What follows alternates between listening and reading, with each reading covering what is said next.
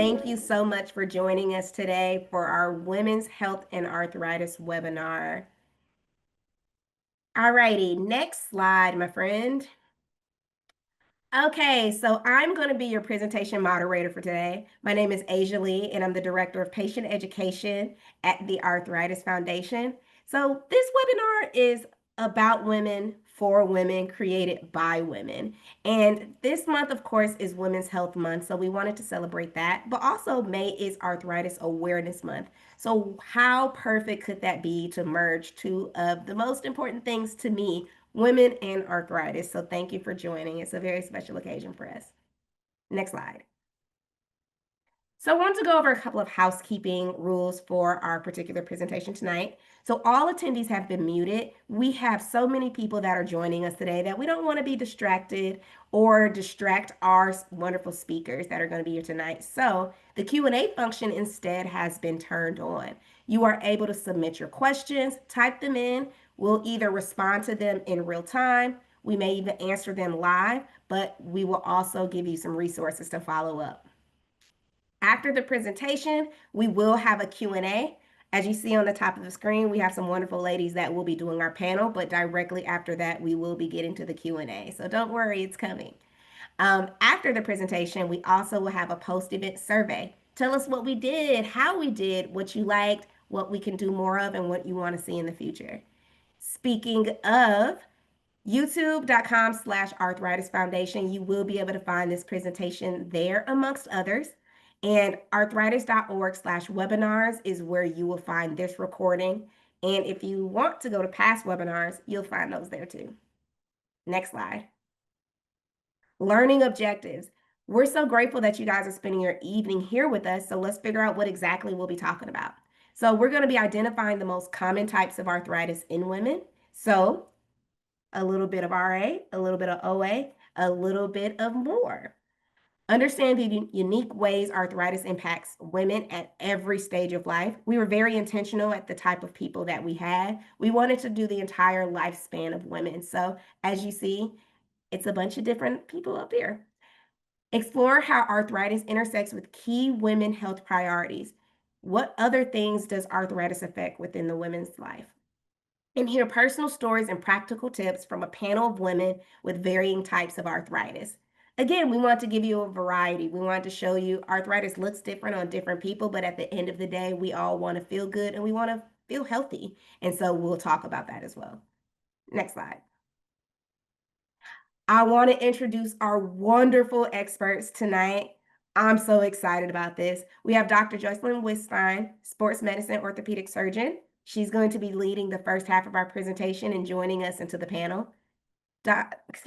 Sheila Pelletier, Director of Veteran Services, but she's now just a retired veteran who's really going to share her wonderful story of all the years of work that she's put in and how her body's changed throughout that. We have Natalie Decker, a professional motorsports racing driver.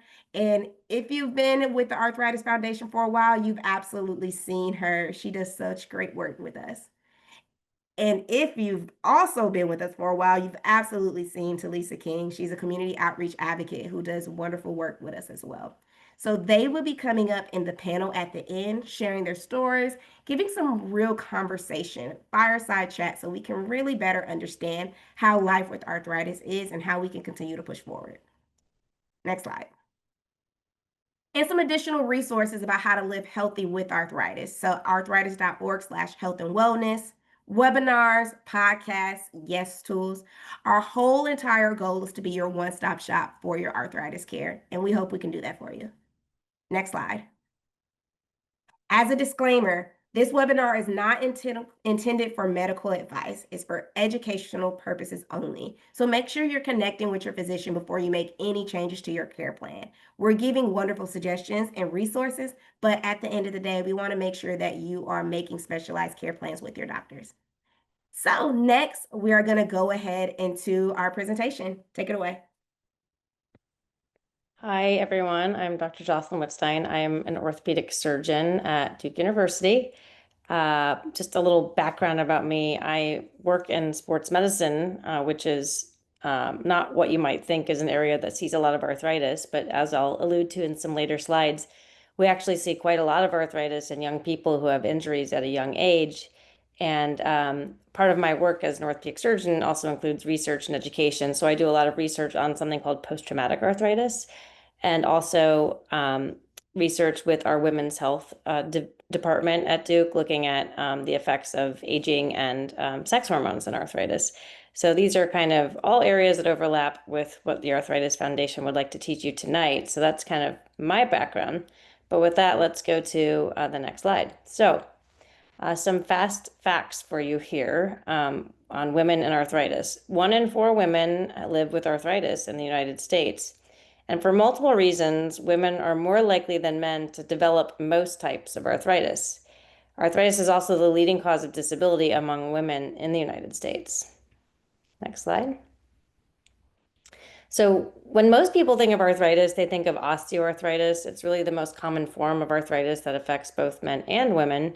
And what is this? It's kind of what you think of as the classical wear and tear arthritis. When people are like asking, one of the most common questions I get is like, what type of arthritis do I have? And people frequently think they have rheumatoid arthritis, but most of the time it's osteoarthritis.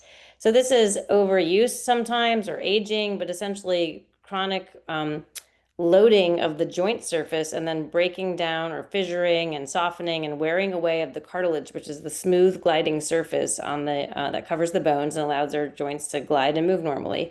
And you can see on that picture on the left, a normal knee with smooth cartilage, and then on the right, a knee where the cartilage has sort of worn away. And in the end stage form of this looks like bone spurs, what we call bone on bone arthritis. Why do people get it? It's typically just part of the aging process. You'll see in some later slides that women are more likely than men to get this. And will it go away? No. Arthritis does not go away over time. It always gradually gets a little worse over time, but the trick is to modulate or ameliorate your symptoms. And eventually, the only way to get rid of arthritis completely is to have a joint replacement. People always want to know, can you have a knee arthroscopy to just scrape out arthritis? And it's not really something you can scrape out or get rid of because it's absence of something. It's thinning of cartilage. So the other thing to know about osteoarthritis is some people are just built badly. Like sometimes people are very bow-legged or very knock-kneed. And so that's a kind of just a mechanical overload that can make people more likely to have arthritis. And then obesity makes people, more at risk for arthritis, both in their non-weight bearing and their weight bearing joints, actually. So, next slide. This is some work done by Dr. Mary O'Connor, who has done a lot of work on the differences in men and women in terms of how often people get arthritis. And there are likely some hormonal factors that contribute to this, but certainly in the latter half of life, women are more likely than men to have arthritis, especially in the hands and the knees. So some of this is biologic, but some of this is also, the data we have is a bit muddied by social constructs and how women process pain and when they present with conditions. And interestingly, women tend to present farther into the progression of arthritis. So women, as compared to men, when they present with their knee arthritis, it's farther along, it's more severe, they're more symptomatic. So actually, the disparity may be even a little bit worse than we know, given the fact that women tend to present farther into the disease process. Next slide.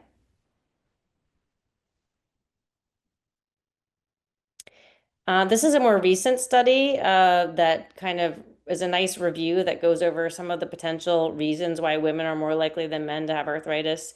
If you group together hand, hip, and knee, kind of a whole bunch of different types of arthritis, women are basically 30% more likely to have arthritis than men. Some of this discrepancy, likely comes from hormonally mediated things. It could be nutritional differences. A lot of the differences likely come from hormone receptors that live in the lining of our joints and are in the bone that is underneath our cartilage. How our cartilage metabolizes. We know that women have more rapid thinning of their cartilage as they age than men, for example. But we don't completely understand this sex gap just yet, although there's quite a lot of basic science behind it. Next slide. This is a graph that shows prevalence of knee replacement. And so not only do more women have arthritis in general than men. If we specifically are talking about knee arthritis, women are about 40% more likely than men to have knee arthritis. And you can see this also is reflected in, how often women have knee replacements. So consistently, women are needing knee replacements more often than men. Next slide. Okay, so the next type of arthritis, which is on the other end of the spectrum, is rheumatoid arthritis. We talked about osteoarthritis, which is more wear and tear, think mechanical overload, that kind of thing. At the other end of the spectrum is inflammatory arthritis. So rheumatoid arthritis is an autoimmune condition entirely driven by inflammation in the joints. So the immune system is attacking the lining of the joints, resulting in breaking down of the cartilage surfaces, so eroding that smooth joint surface, just like we saw in those other pictures, but not really forming bone spurs. So someone with rheumatoid arthritis could ultimately have bone-on-bone arthritis where there's no cartilage left, but this is in the setting of a lot of inflammation, not necessarily bone spur formation. Rheumatoid arthritis affects more women than men, and the onset is much earlier than osteoarthritis. Typically, could start even in your 20s, but often between the ages of 30 and 50. Can worsen during pregnancy and the postpartum periods. This rather than this is a systemic disease, so it can affect all the joints in your body. So what we call polyarthralgia. And unlike osteoarthritis, rheumatoid arthritis has medications called DMARDs, disease-modifying medications, that can actually halt or interfere with or stop the process of the autoimmune, attack on the lining of the joint. Interestingly, we like to categorize things like rheumatoid arthritis, very inflammatory, osteoarthritis, wear and tear. Actually, if you look at like end-stage osteoarthritis, we'll see in knees, for instance, with end-stage osteoarthritis, very, some elevations in some of the inflammatory proteins called cytokines, like we see in rheumatoid arthritis. They're just in really low levels, not nearly the level that they are in rheumatoid arthritis. So there's probably a little more overlap between these things that we think. But in general, think of rheumatoid arthritis as being an entirely inflammatory sort of immune system attacking the joint as compared to osteoarthritis, which is wear and tear and overload. Next slide. So lupus is another autoimmune condition where not just joints are affected, but also like multiple soft tissues throughout the body and organs can be affected by this autoimmune attack, including the mouth. You can see association with something called Raynaud syndrome, where you get vasoconstriction in the digits of the hands and feet. Sun exposure rash, what we call, you'll sometimes see like a butterfly rash on the face, but also on the extremities. There can be changes in hair, general fatigue, and then just generally like multiple joints that can be stiff and swollen. And this is really predominant in women. 90% of cases of lupus are in women. And a lot of it develops during childbearing years. And this can present with arthritis-like joint pain, kind of, again, polyarthralgia, not just like one achy knee, but all over the body. And the group most affected by this is African American women. Next slide. Juvenile arthritis is a form of arthritis, as you can imagine, that affects children by the name juvenile.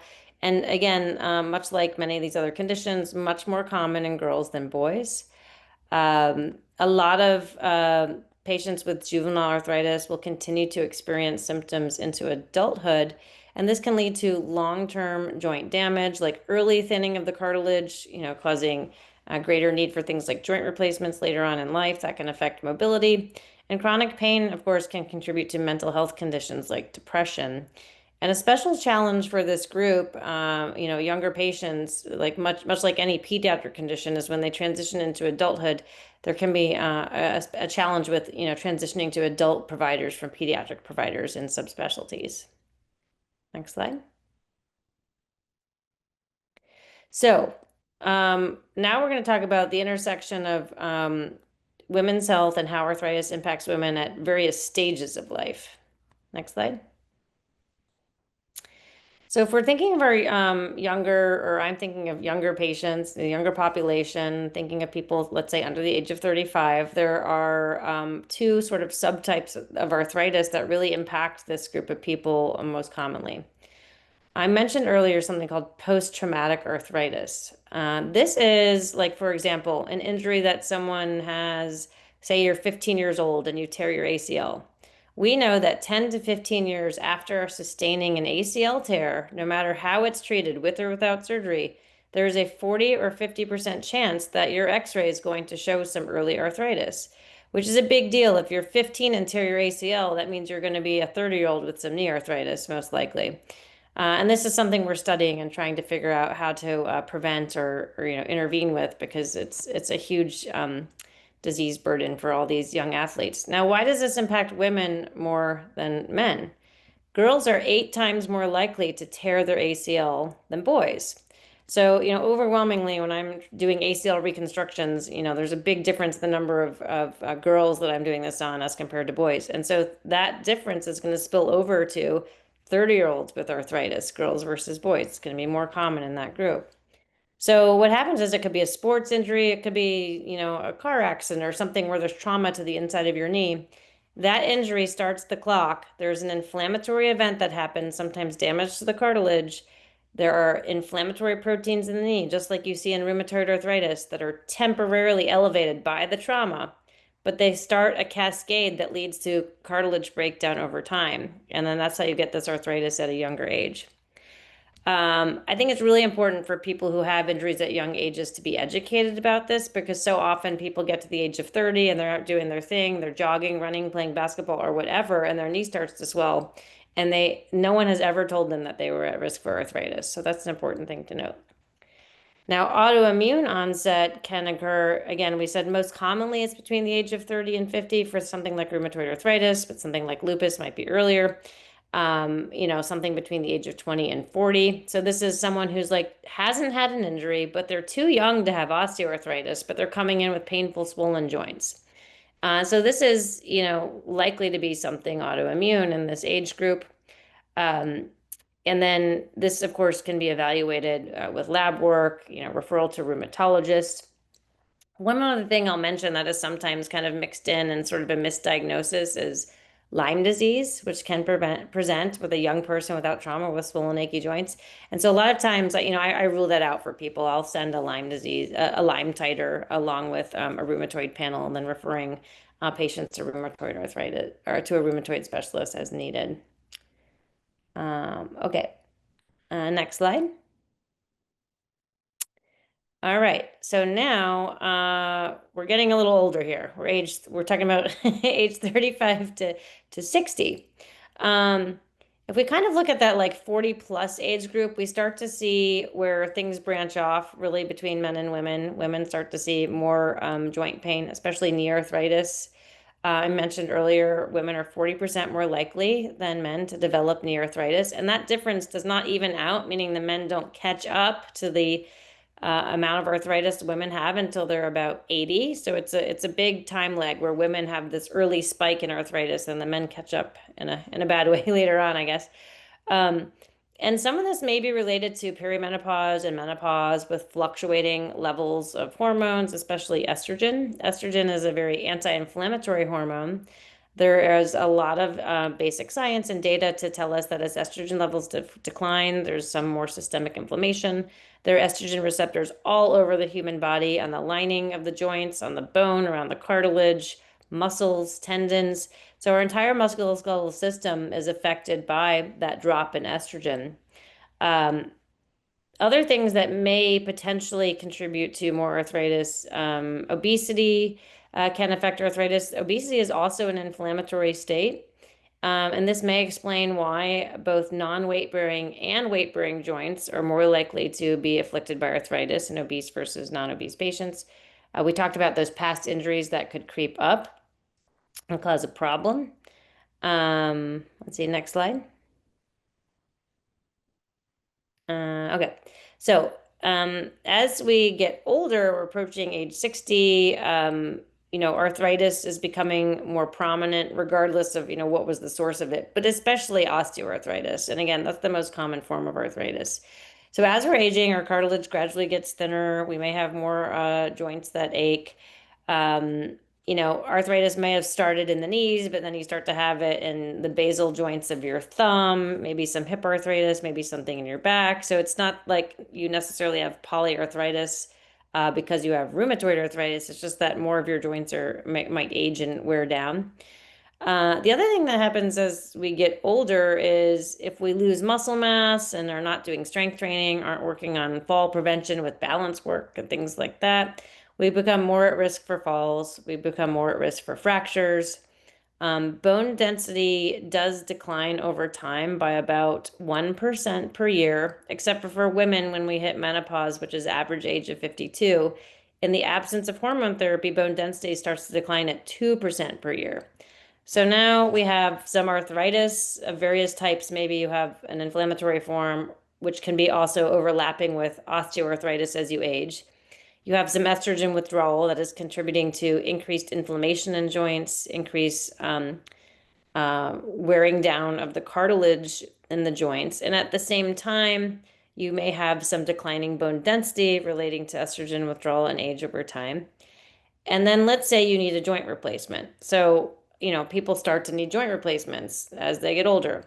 An interesting intersection between loss of bone density and joint replacements. If you have osteoporosis, which is certainly a risk in patients who've had rheumatoid arthritis, who have been on perhaps various bouts of, steroids and things like that over the years.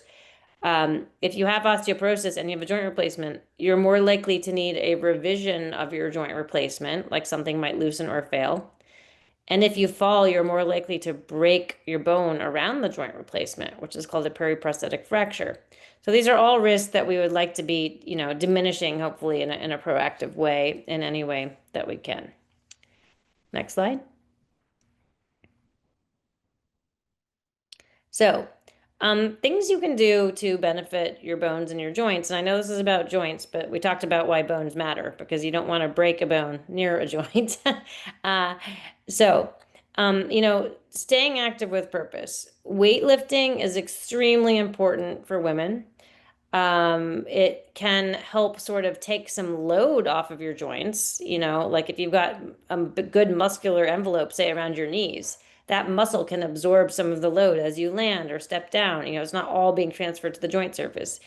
But in addition to, the benefits of a strength training to say reduce knee pain, for instance, weight training can also help you maintain your bone density. It's one of the most effective things that women can do as they age.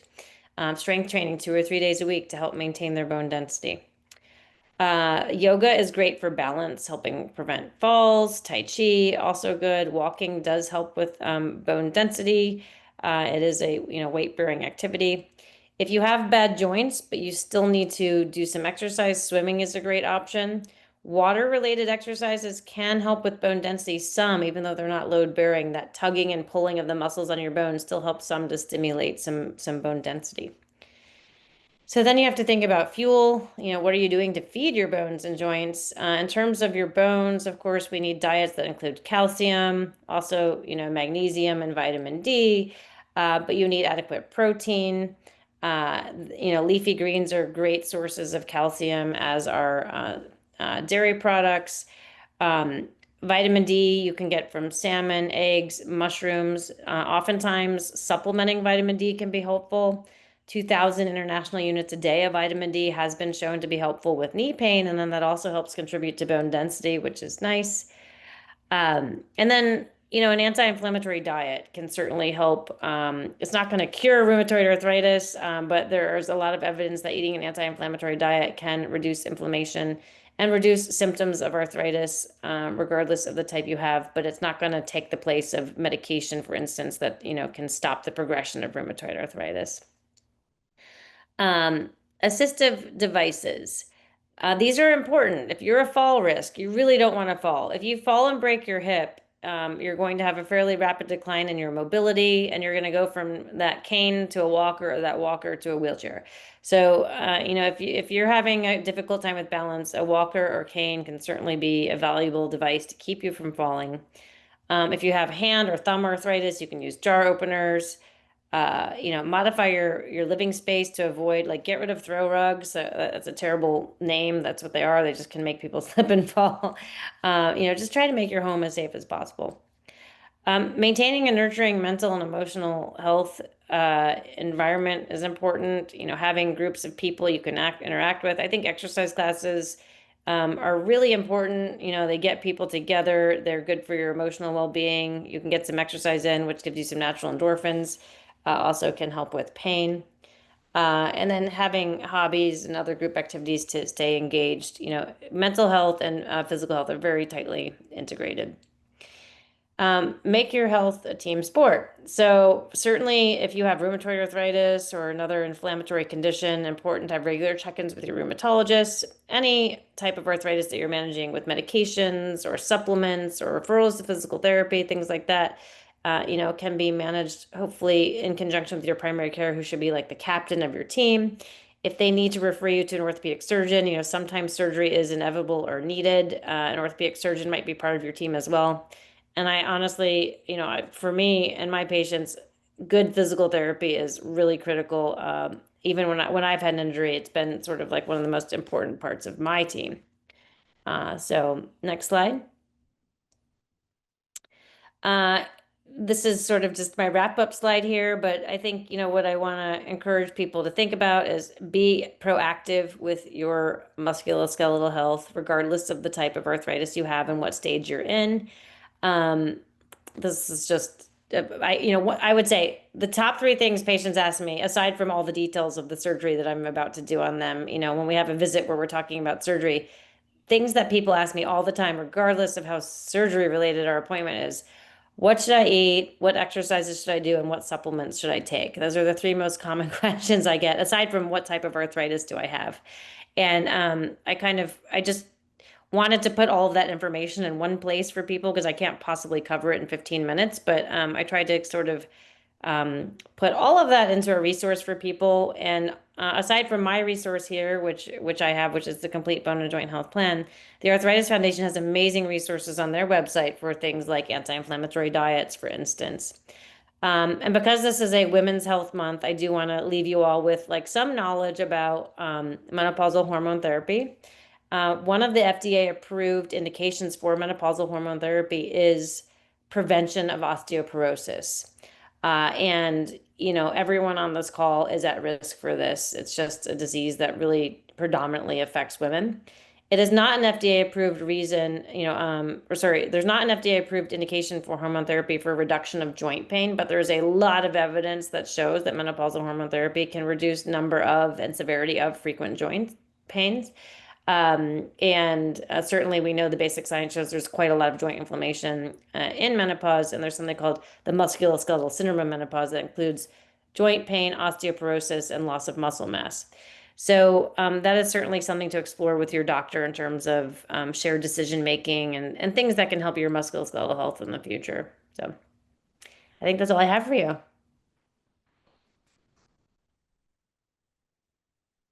Wonderful. Thank you so much for sharing. But don't worry, guys, she is not leaving. She's going to stick around for our panel. But all of our wonderful panelists are now on the screen to join us. We are going to learn a little bit more about each of our panelists before we get into our fireside chat. Next slide.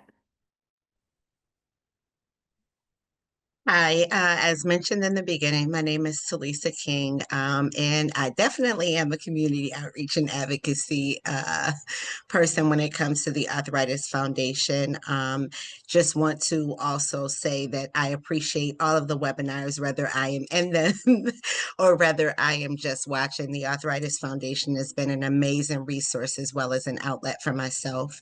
I was diagnosed, or my onset, excuse me, came about 14 years ago. True to Dr. Wittstein's slides, I was about 31 years old. I was working 2.5 jobs at the time, 2 full-time jobs, and then I had an additional per diem job. I went to work like any normal day, just kind of felt tired. It was my Friday Eve. Just figured, after work, I would go home, get some rest, and maybe take that last day of my work week off and take it easy. Just really, really just felt tired, fatigued, no specific feeling Other than just knowing that something just was weird and that it wasn't right. Made it to about 9:30 that night at work. Actually had just informed my supervisor that I probably wouldn't be in the next day due to not feeling well, and went to get up out of a chair and could not physically move anything on my left side. Interestingly enough, not pain, some slight swelling, a little bit of warmth, but literally just couldn't move anything. So automatically, everyone assumed that I was having a stroke. They called the medical team. I went to the hospital. Fast forward 6.5 weeks of being in the hospital with being tested every single day neurologically to see what was going on, and they found nothing. I was released from the hospital with no actual diagnosis and told that I could treat neurologically with additional specialists. And after that, I could treat with whoever I wanted. Come to find out, after being misdiagnosed with about 4 or 5 other conditions, everything from Parkinson's to lupus to Lou Gehrig's, I ended up treating with a rheumatologist who is still my rheumatologist. Thank you. uh, After that time frame of the 90 days, and I was eventually diagnosed with seronegative rheumatoid arthritis, which is why they were not initially able to figure out what was going on, is because it didn't immediately show in the markers of my blood. So we had to do alternate testing like bone scans and things like that to officially diagnose what it was. In the meantime, maybe almost a year and a half had went by. I was not able to cut my own food, tie my own shoes, and do various activities for myself without having the assistance of some level of support or either another physical person, which was very frustrating in my early 30s. Also, not being able to tell anybody what was wrong, because I as well had no idea that it was actually seronegative rheumatoid arthritis. But once we figured out what it was, my roomie did a very aggressive treatment plan. And within about a year and a half, I was physically walking on both of my feet. For the most part, I do every single day. When I'm up, I'm up, and when I'm down. But just learning over the years also to listen to my body and just make sure that, if I feel it going in that restrictive direction, that I give myself a rest. For the Arthritis Foundation, I got involved maybe a couple of years after my diagnosis. I realized there were no supports in my area. So I vowed to myself that if I was ever able to get up, move around, and do things the way that I wanted to, that I would be the change that I wanted to see in my area, knowing that I couldn't be the only person in my early 30s going through this when I'm supposed to be at the prime of my life. So I wrote a very nicely letter to the Arthritis Foundation and offered myself up for the sacrifice, and they definitely took me up on the challenge. So within doing that, within a few months, was trained to be a Connect Group facilitator and started doing local Connect groups in my area. Not long after that, I was able to visit a Walk to Cure Arthritis in Rochester, New York. Had so much fun there. I said, I'll try it. I'll do it for 1 year, and that'll be that, which also led to me now in August. This will be my 8th year being the local chair for our Walk to Cure Arthritis in the Buffalo, New York area. And I am about 2 years in being the co-facilitator for the African American National Group for the Arthritis Foundation as well. I occasionally moderate webinars as well. I'm very active in conference every year with any support that they need and anything that they need me to do. It's been a form of therapy for me, and I wouldn't trade it for the world. They always say that God gives his strongest battles, his worst battles to his strongest fighters, and I truly believe that that is the case. So I take pride in everything that I do for the foundation. It is a form of therapy for me because it's me helping others have the support that I didn't have, especially in the beginning, and it's given me like an additional level of family with the staff and the people that work for the foundation. So it's not just that I offer a volunteer service and it's, hey, they call me when they need me. Like, they are literally there to support me when they know that I am going through as well. So it's definitely been a journey, but I wouldn't trade it for the way that it is for anything in the world at this point. Thank you so much. Guys, I You're want to very share welcome. something about Talisa really quickly. What's so interesting is I started at the foundation about a little over 2.5 years ago. And when I started, it had to be maybe the first week. I was told, you know who you have to connect with for your project? Talisa. She knows everything. She's been working with us for so long. And if you want to know how to have passion, reach out to her. And I saw her at my very first Pathways conference, and she came up and gave me a big hug, and I bragged about it for the rest of the week to everybody that'll listen. So thank you so much for all you do for us. You are very welcome. And then just lastly, just wanting to tell people that you will have these wild spells to where you are completely down, where you are up. And like Dr. Wittstein said, just focusing on your mental health is very important because it's like a Jedi mind trick. You don't know from day to day or hour to hour, regardless of what you plan, what your body will physically allow you to do. But your mindset is half the battle. If you let your mind go, your body will definitely follow. So just try to stay as positive as you can, even on your roughest days. And I thank all of you for coming. All righty, let's see who's going to follow that up. Next slide. Oh, we're going to go back just a little bit. There we go. Boom. Hi everyone, I'm Natalie Decker and I'm a professional race car driver. I'm 27 years old and I recently just became a new mom to a 3-month-old baby boy. His name is Levi, and I was diagnosed with juvenile rheumatoid arthritis when I was 2 years old. My parents definitely saw something in me that wasn't right with the way my joints looked, and they advocated for me so hard and got my diagnosis when I was very, very young. And I'm so thankful for my parents to be there for me and do that for me.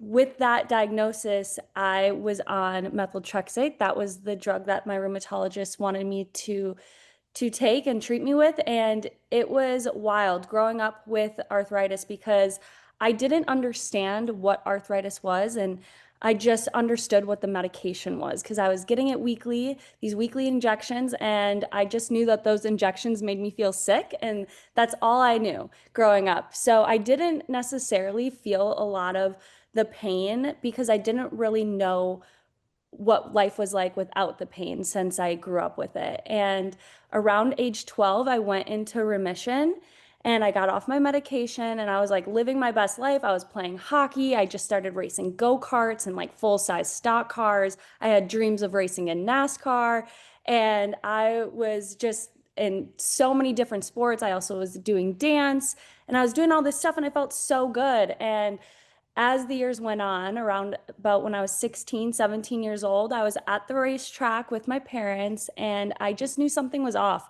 I didn't feel myself. I was in so much pain and I didn't know why. I thought maybe I was just doing too much. I was playing hockey, I was racing cars, I was like busy every single day with sports and racing. And finally I was like, okay, maybe this is what arthritis, maybe this is what it feels like. So I went back to my rheumatologist. It took me a couple years to find actually a rheumatologist that I loved. It took about 4 years of looking and searching for a rheumatologist that I really, really loved and wanted to work with. And I finally found her. She is absolutely amazing. And this was all happening as I was like making my way into my NASCAR career. And that was so emotional for me because I was doing this like a really amazing thing with racing and I just felt so strong in my sport that I was in. But when I was at home and struggling with this, no one knew. I was afraid to talk about it. I was afraid that people would see me as weak, or I had no idea. I was just so nervous to publicly speak about what I was going through. And until I found the Arthritis Foundation, which was like life changing for me, that gave me the confidence to talk about what I was going through. And that gave me like the platform to speak to all my fans about it. And as soon as I did the announcement, which the picture of me with the Arthritis Foundation truck right there, it was the last race of the season in Homestead, Miami, or Homestead. And they it was just the best reaction from all my fans. I didn't realize how many people that followed me, especially women, came up to me at the racetrack or was messaging me saying that they have a similar diagnosis and they have similar symptoms and similar pain and their day looks similar to mine. And I just like felt so loved and connected to all these people. So that was so wonderful. And now fast forward years later, 27, well, I was 26 at the time. I got pregnant with my son Levi, and I was so nervous to get pregnant. I was nervous I wasn't going to be able to get pregnant. I so badly wanted to become a mom, and I was so scared that it was going to be really difficult. And it was, and it wasn't at the same time. And now going through pregnancy with arthritis, I had no idea what that was going to look like because I've never experienced it. And it was wild. I got off my medication. I didn't have to, but I decided to because at the time I was feeling really good. And I knew at some point during the pregnancy, my rheumatologist told me I was going to have to come off of my medication. So I was like, we're just going to do it right away. So I came off the medication, and going through pregnancy, it was difficult. I was experiencing like a lot of pain, a lot of discomfort, and then postpartum. That was where it got worse, but I'm slowly getting better. I'm 3 months postpartum. I'm on the same medication I was on infusions, like Symphony, and I would take it every 8 weeks, and I would go to my rheumatologist's office and I would take that medication. But now that I'm a mom, my rheumatologist was like, we are going to make sure you don't have to come in and, take up your whole day. I want you to be home with your baby. So now I do an injection of Symphony at home every 4 weeks. And I just did my second injection a couple weeks ago. And so far, I don't know. I can't tell you how it's going. I'm definitely in a major flare up, which she told me was going to happen postpartum. She warned me, but I do still feel mentally really good. I have a really great group of people around me that help keep me motivated. My husband is one of them. My parents are part of that, and definitely my son Levi keeps me motivated. So that's my story with my arthritis and growing up with it and coming into motherhood with it.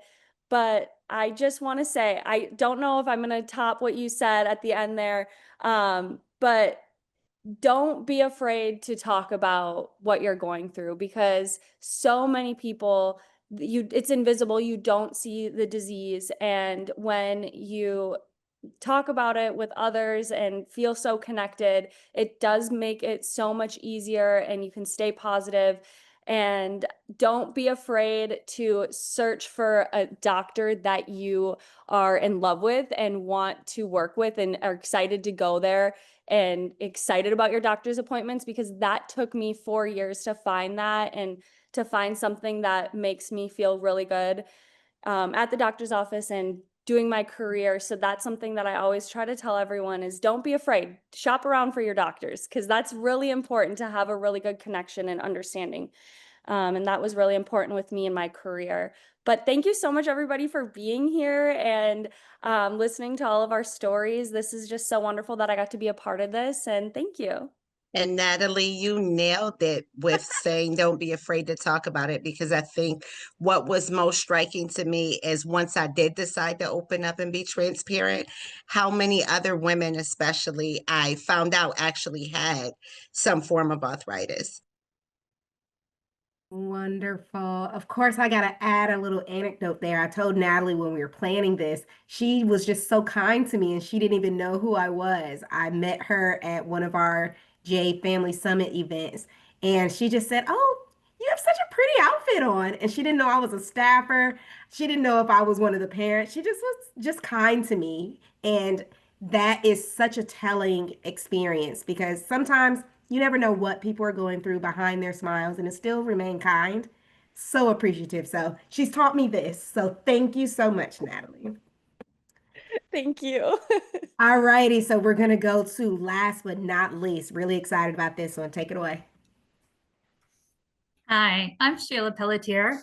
As you can see through most of these pictures, I served in the military. I served 31 years from 1985 to 2016. I'll just tell you a quick how I joined the military. It was never anything that I was expecting to do. I was supposed to go to college, and my father married this lady, and between the two of them, they had 10 kids.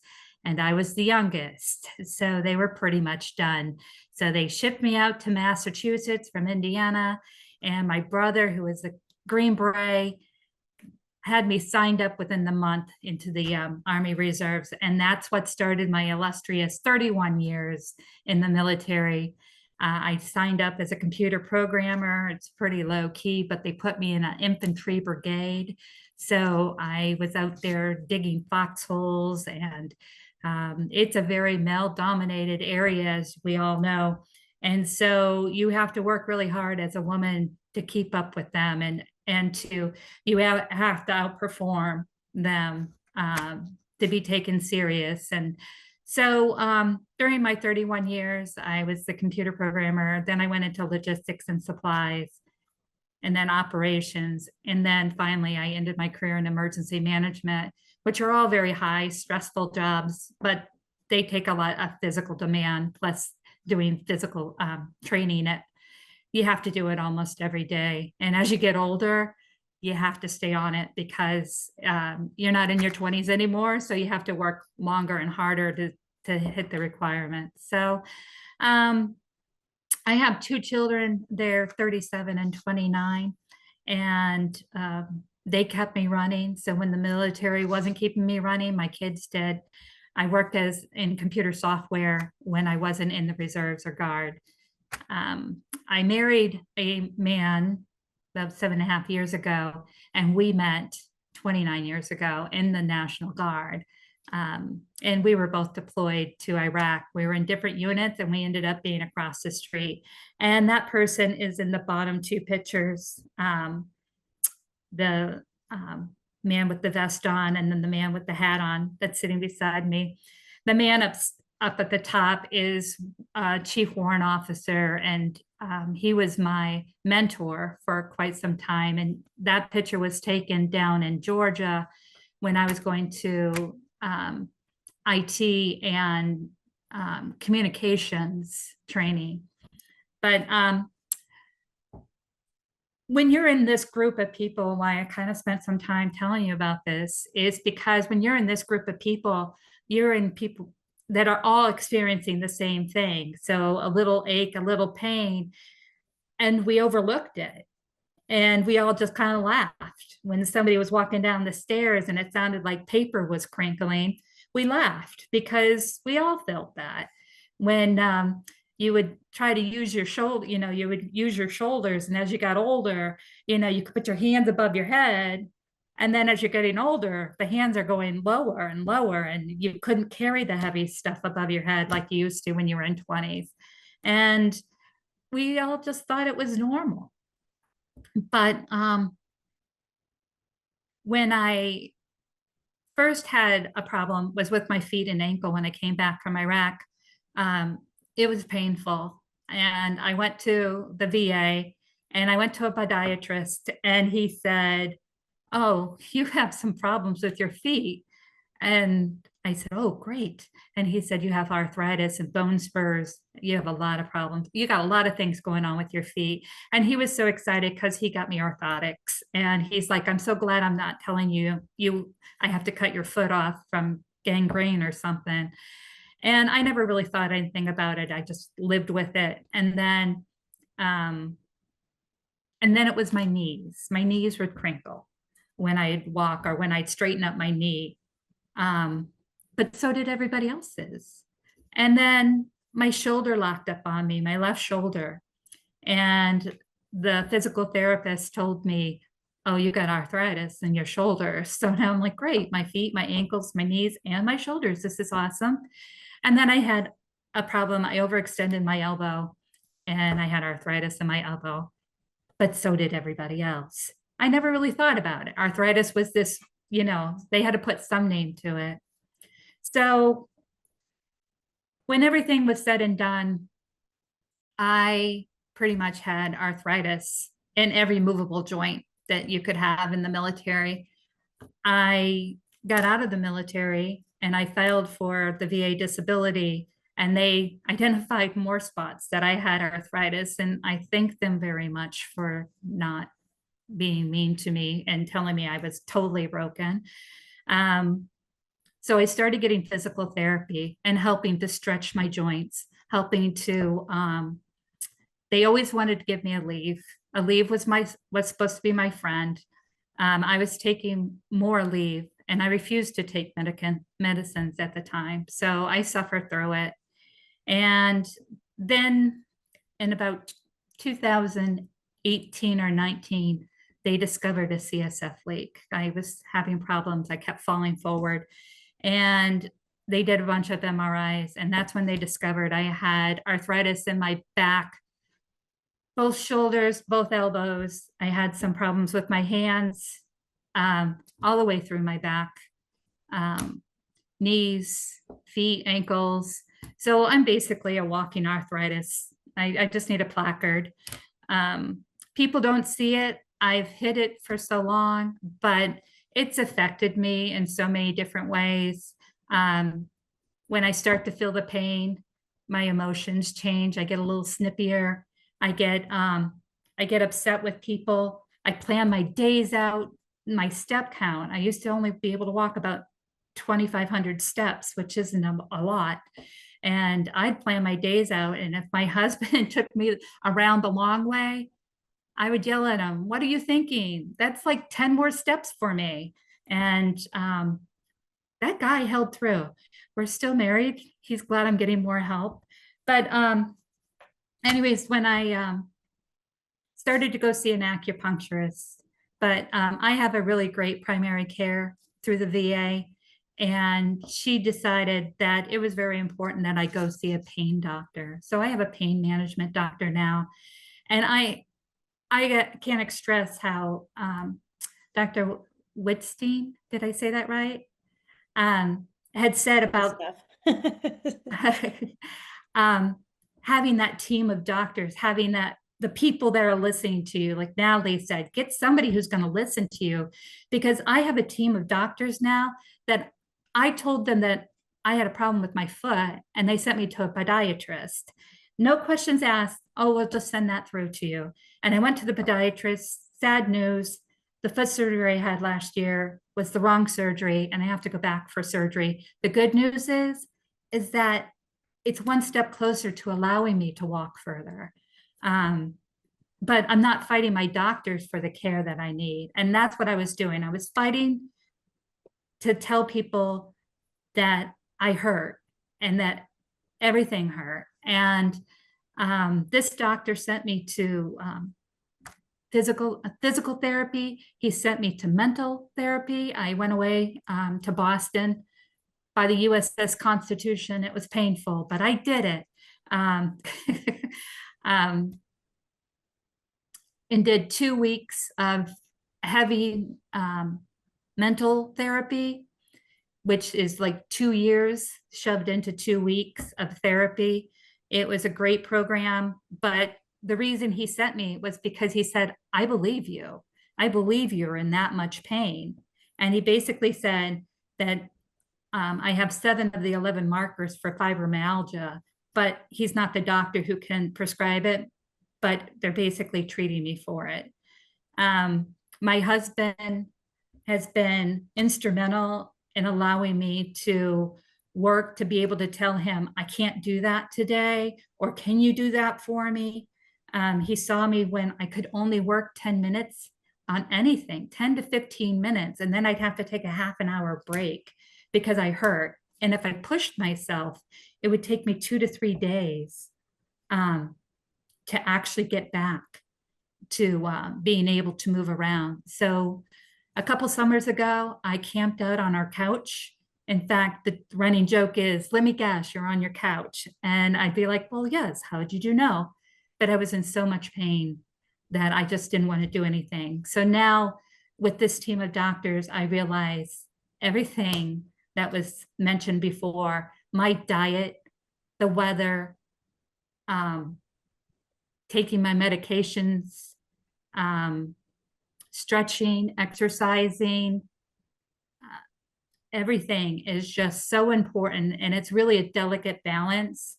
And I really rely on my friends and family for understanding what I'm going through, because they can see it on my face. Most people can see it on my face when I start to get into pain.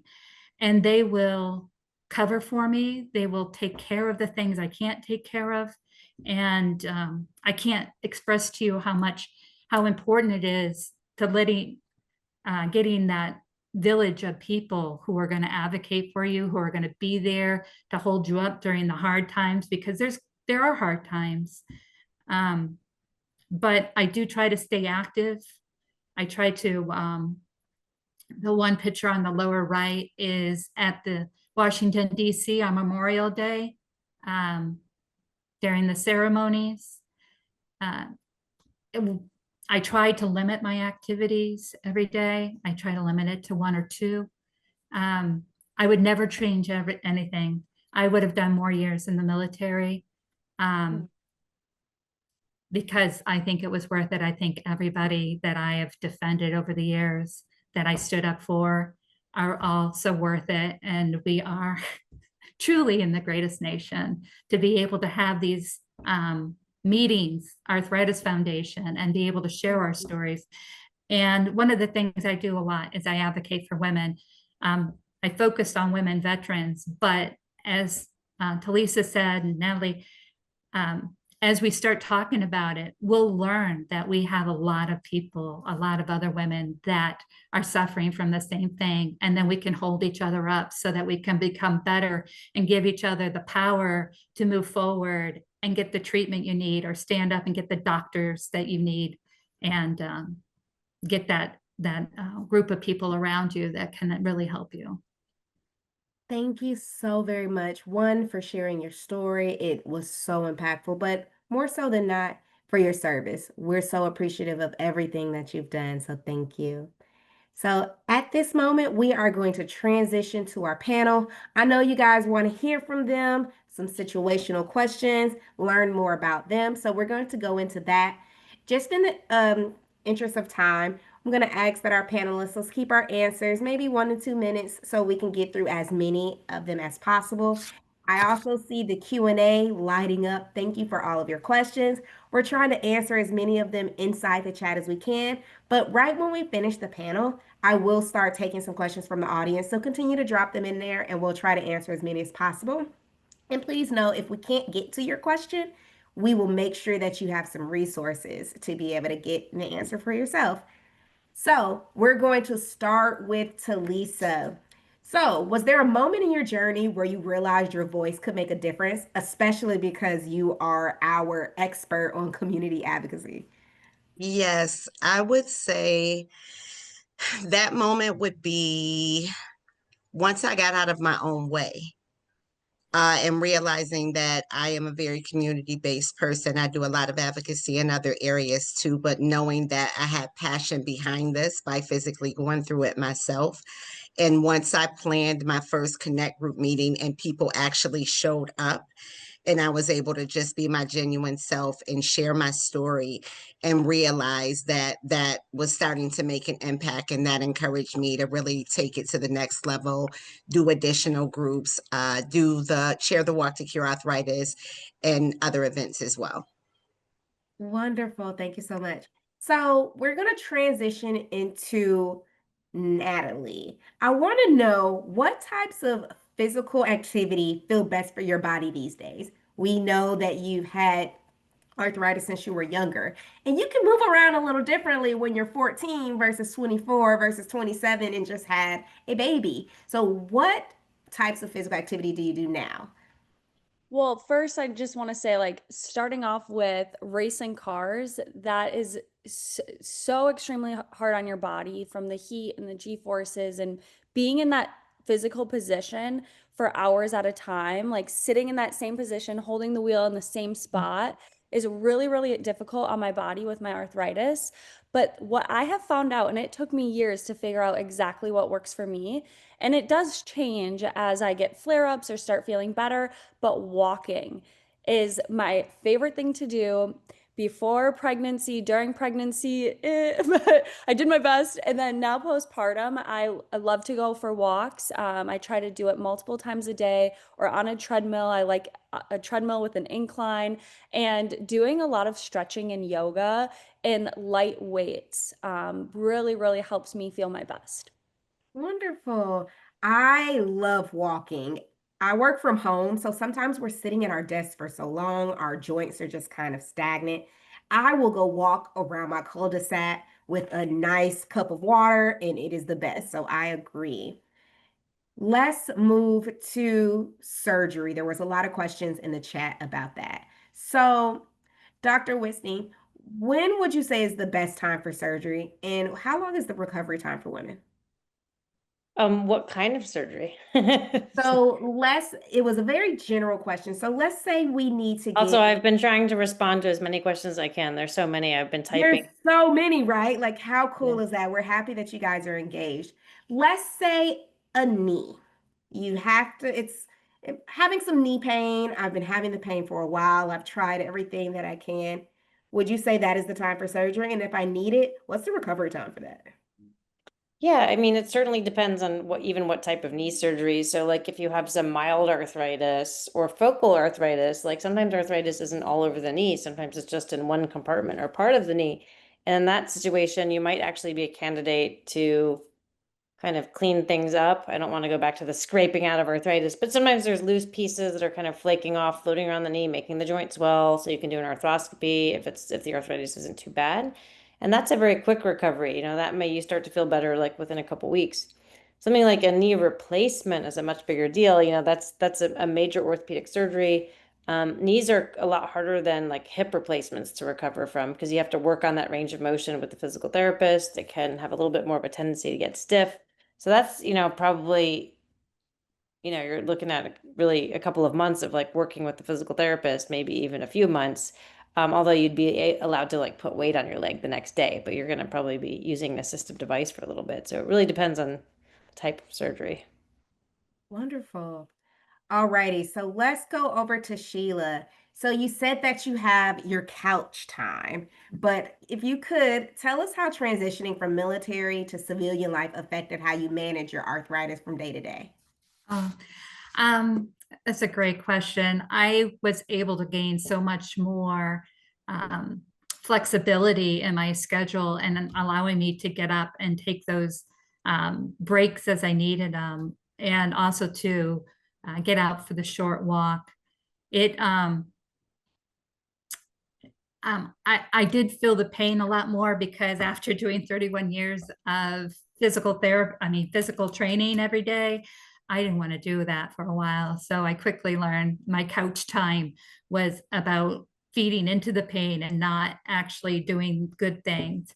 So I talked about my doctors, and I really believe that when you have a lot of things in your tool chest, I can now use that. So I can go out and I can do a little bit of gardening and take that half an hour break now where I couldn't before. So that transitioning is really allowing me to sit back and enjoy my life a little bit more and enjoy the small things that I've rushed through when I was in the military. Well, I'm so happy that you have a chance to catch your breath. So thank you again. So it is 8 o'clock here in Atlanta, and I haven't had dinner yet. And I am always thinking, what am I going to eat? What am I going to put in my tummy today? So, Talisa, let's talk food. How do you eat in a way that supports your arthritis without giving up your joy and flavor? Because sometimes we think we have to just eat spinach salads every single day to stay healthy. What are you doing? So not true. I think first and foremost, we need to recognize that food can definitely be a trigger for your arthritis, and also knowing what particular foods trigger you as a person. Some are general, but there are certain individual foods that your body may become sensitive to even over time. So even if it wasn't when you were initially diagnosed, so like as I become more seasoned, I don't like to say older, I've noticed that sugar is definitely a trigger for me. So if I'm going to eat anything that has a high level of sugar, that's super sweet, I tend to do it earlier in the day, because also at nighttime, you lay on it, it sits on you, you wake up extra achy and feeling really crappy. I try to eat as clean as possible. So just making sure that things are balanced. We hear Mediterranean diet. we hear anti-inflammatory diet. So those are things like, balancing with salad, vegetables. I try to limit my meat intake as I get older as well. Red meat can also be a common trigger. Dairy is also a common trigger. So just realizing what triggers me and balancing out and making sure not to eat super late at night if I can help it. I mean, I'm human, so on occasion those cravings come and I still do, but it's really all about knowing your triggers and what your body decides to tolerate. Wonderful. Thank you for telling me I don't have to eat a salad every day of my life. I would be very upset. But thank you so much.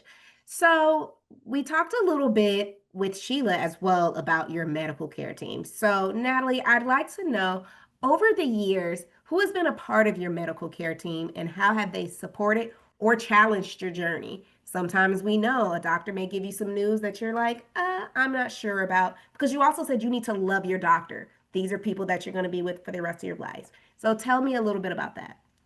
Well, let's start all the way back from when I got my diagnosis when I was 2, which I don't really remember much of, but my parents have told me a lot about.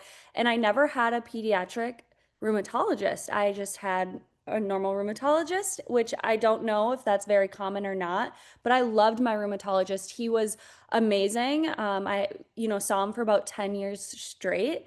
But he gave me news that I didn't like at sometimes, but I was always so excited to go in there and show him how well I was doing. I remember doing cartwheels down the hallway to show him I felt really good and jumping up and down and just showing him like all these fun dance moves that I learned at dance class, showing him pictures of me racing. Like I was always so proud to show him how well I was feeling.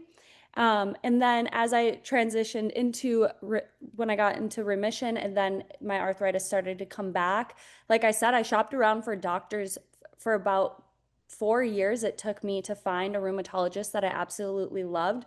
And who helped me find my rheumatologist was my primary care doctor that I found here where I'm based in North Carolina now. And they work in the same building. She's amazing. And she loves that I'm a race car driver. She's a woman. I'm just like, she like checked all my boxes. So when I found her, I was like, I'm keeping her. I like her. And, but outside of like my doctors, my care team at home with my husband does not miss a doctor's appointment. I feel so lucky to be able to have the job we have in the motorsports industry that he comes to every single appointment and he advocates for me and he helps give me my shots at home, make sure I don't miss any of my medication. So I'm very thankful for him. Shout out to you, Natalie's husband, for being such a great supporter. Now, we are going to go into a personal question. So, we've had a couple of women on here say that they worked in fields that were male dominated. So, we do want to go to our doc. What made you go into the field of sports medicine? Yeah, so orthopedics is very male dominated. It's about 94% men and about 6% women. What is the percentage in race car driving? I don't know. It's probably kind of similar. Yes, it's like there's only maybe 1 or 2 girl drivers at the moment, but there's a lot of girls like engineers and tire changers. Yeah, so yeah, it's a similar world. Yeah.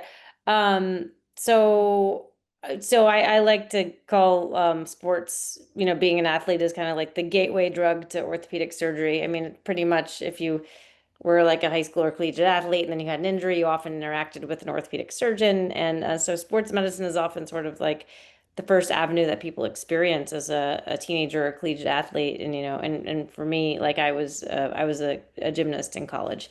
And so I was always interested in sports and sports medicine. But once you get into orthopedics, there are so many different fields within it. I did end up staying within the field of sports medicine, but I also have a huge overlap with women's health, female athletes, and I also do a lot of collaborative, research in my job, as well as, being a surgeon and a clinician. But orthopedics is a fascinating field. It can range from microsurgery to arthroscopic surgery to, huge saws and mallets, when you're like doing like a joint replacement.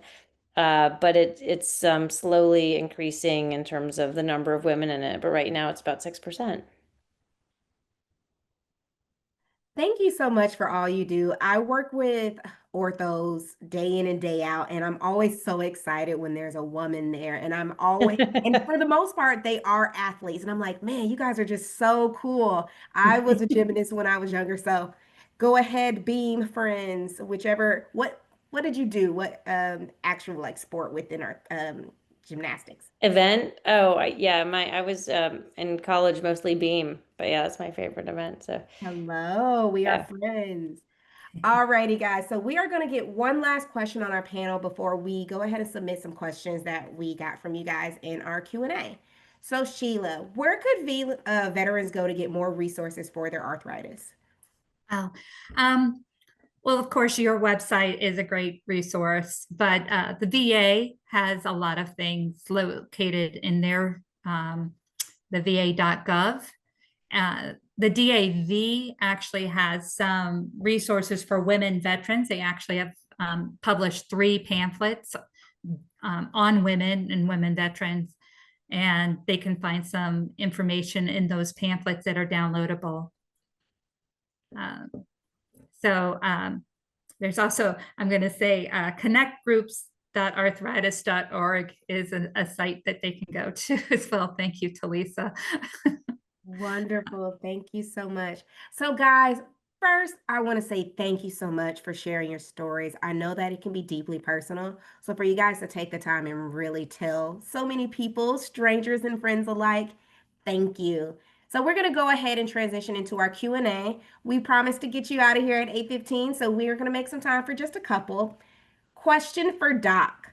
What are your thoughts on PRP? I'm like feverishly trying to answer all these questions in the chat. Right. So PRP, I get this question all the time. People are like, should I go to Mexico and get like bone marrow injected in my knee? I'm like, no, like don't do that. So like if you look at the evidence, stem cell treatment for arthritis is like, kind of not, it's still experimental, I would say. PRP is a type of biologic injection. So what is PRP? It's where you draw off some blood from a peripheral vein, spin it down, and you get this like a few cc's of something called platelet-rich plasma. And you can alter that in a way where it can become low white cell autologous conditioned plasma, or ACP. You spin off some of the white blood cells, the red blood cells. Now you got more of an anti-inflammatory component. There's a little bit of something in PRP, a very small amount, called IRAP, which is like interleukin receptor 1 and interleukin receptor protein. Basically, it's kind of like mimicking like what anakinra does in a very, very, very weak, like it's like, think of it as like a tincture of that. So it's an anti-inflammatory serum that you can inject into a joint. The evidence for it is that it can help symptoms in mild to moderate knee arthritis. That's what it was studied for. Not really, that's the FDA indication for that. Insurance companies don't cover it. What I will tell you is I see people charging way too much for this. I have these poor patients that come in who have been to these clinics where they've been paying thousands and thousands of dollars for these injections. Where I work, it's very reasonably priced, and my primary care sports medicine colleagues do offer this to people, but when it's reasonable, like a mild to moderate knee arthritis, that could be reasonable. Severe end stage arthritis, I tell my patients, I don't want you to spend your money on that because it's not covered by any insurance companies. You're going to pay cash, and the evidence is not there for like severe arthritis. So I would never want someone to spend their money on that. But I have younger patients who have mild arthritis, and I think they're a good candidate for that. I'll refer them. There's some evidence that it works a little bit better in combination with something called a viscosupplementation. Interestingly, like viscosupplementation by itself only helps maybe like half the time. But whenever you're thinking about like arthritis, you're trying to manage symptoms. And so I tell people like, start with the simplest, go to the more complex. You've got Tylenol, you've got anti-inflammatories, you've got prescription anti-inflammatories. You can do a steroid injection. If that works for you for a really long time, great. But if it only helps for like 3 months, we're not going to keep doing that. That's not good. You could try the viscosupplementation. Maybe you'll be in that lucky 50% that it helps. If you're just still in that mild to moderate phase, sure, like try the PRP if it's within your budget and you can find a place that's doing it in a reasonable cost. At the end of the day, like ultimately, you could have the ugliest looking x-ray on earth and not have that much pain. And so no one should tell you you need a knee replacement based on what your x-ray looks like, because we treat people, not x-rays.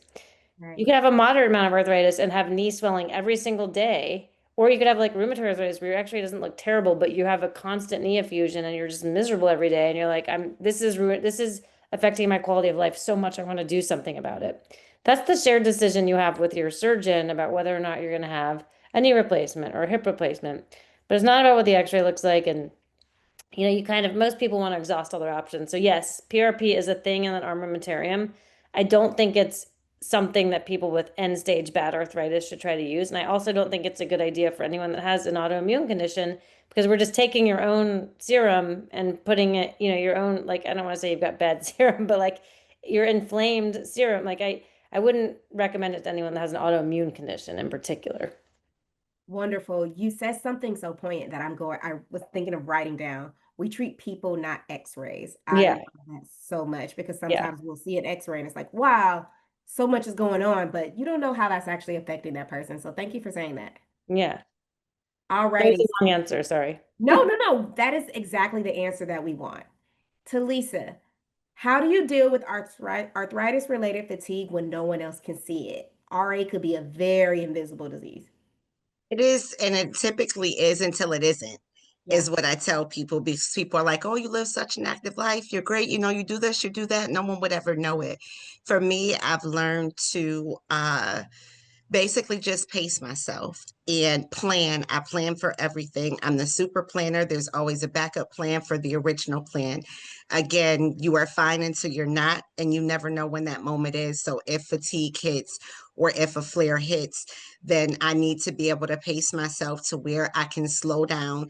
And ultimately, the biggest way to deal with it is by giving myself grace and realizing that if I could, I would. And if I can't, I just can't, and having to be okay with that. So just figuring out what alternative ways to do things are, and really having a strong support system. So are there certain things that I can pass off and delegate to someone else, either in the house, in the family, or at work, as opposed to trying to be superwoman and just pushing through everything myself, and really just being honest and transparent with myself. Like now is not the time.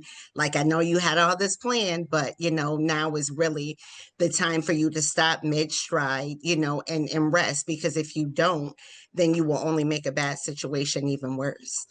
Yeah. One thing that I've always been told is, if so many people depend on you, you can't provide for those people if you don't first provide for yourself. And that is what I have learned the absolute hard way. But now that I listen, I'm on it now. You're on it. We have to have you strong. So thank you so much for leaving us with that piece. So we're gonna go over to Natalie. You have been dealing with this the longest.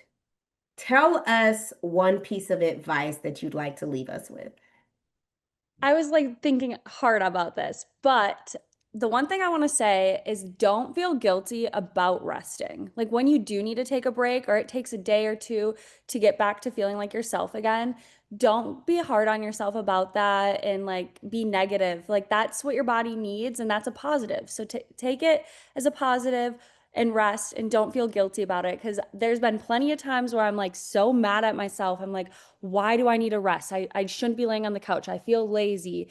But if your body needs a rest, you should take a rest and feel good about it. So that's the one thing that I feel like I wish I could be telling myself more and practicing more myself. It's okay to nap, guys. It is okay to take that nap. And to round us out, Miss Sheila, how do you help your family better understand how to care for you? Because arthritis isn't a one person experience, it affects all the people around you. So, how do you help your family? Talisa said grace, and I think you really need to have some grace with yourself. I actually sit down and I tell my family, when you see me like this, or when I ask you for a chair that I need to sit down, or I need to rest if we're going to walk too long.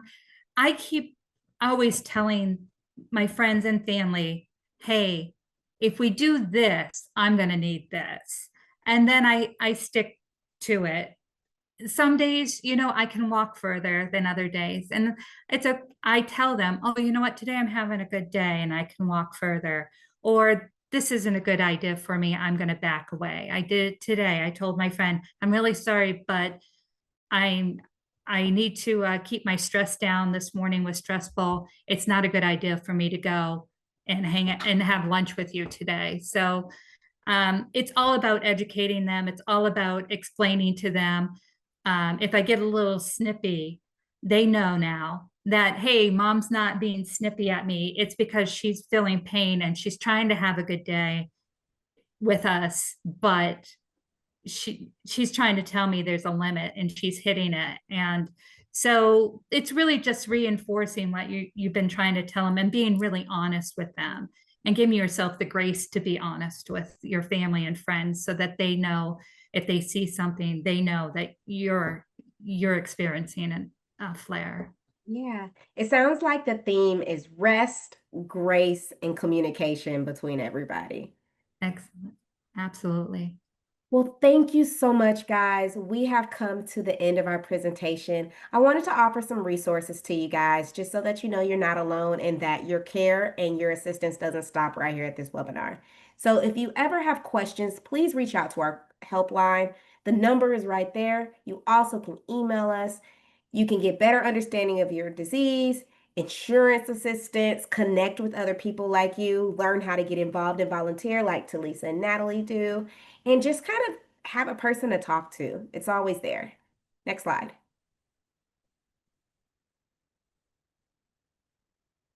Upcoming webinars. So we do one of these wonderful educational webinars every single month. So coming up next, Sheila actually talked about it. Sometimes you're having some really bad back pain that's associated with arthritis.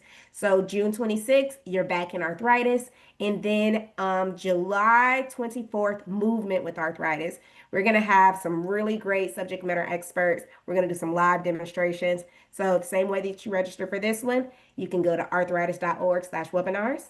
Next slide. And we talked about JA, right? So we have Natalie, who was one of our JA patients who's transitioned into adulthood. We have webinars coming up. You also can find previous ones on that past webinar page. We have an JA Explained experience that you can go to, camps, and our wonderful JA Family Summit that'll be in Salt Lake City this year through the 10th through the 13th. I'll be there. If you see me, say hello. Registration does close June 1st, so please take advantage of that. And thank you so much, guys. You will receive a survey at the end of this presentation. We really would like to know how we did. We want to know what more you want to learn, what kind of subject matter experts you'd like to see. Thank you so much for your time. I know we went a little bit over, but I think it was well worth it. Thank you so much, everyone. Have a great night.